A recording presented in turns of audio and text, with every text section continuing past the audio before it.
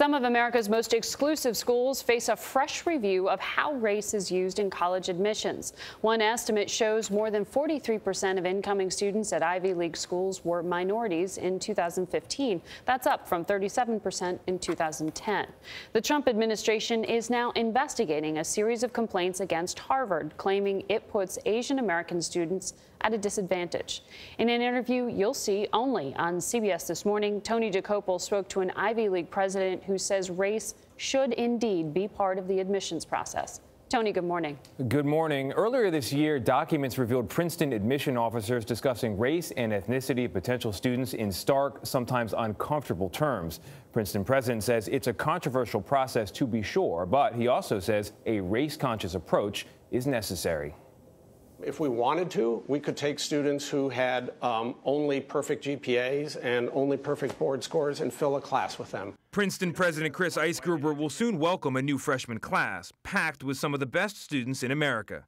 But every year, his admissions officers are considering more than just academics. Let's be clear about this. As part of our policy, we do take race and ethnicity into account in building a diverse campus. The Supreme Court has ruled repeatedly that race is an acceptable factor in college admissions. We want our students to go out in the world and have an impact in a multicultural and diverse society. And to produce those kinds of students, we need to have a diverse student body on this campus. But a group called Students for Fair Admissions is accusing elite colleges of discriminating against Asian American and white students, using illegal caps on enrollment and higher academic standards for admission. In a Washington Post op-ed, the group's president, Edward Blum, writes that racial preferences punish better qualified individuals and pit Americans against one another.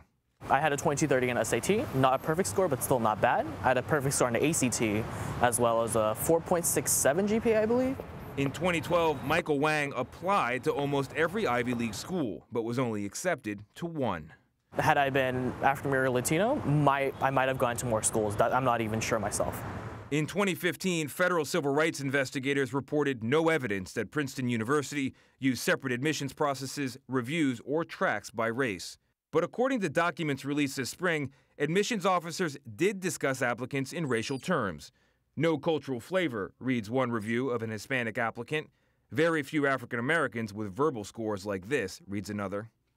Can you guarantee that Asian American and white applicants are not being held to a higher standard than other groups?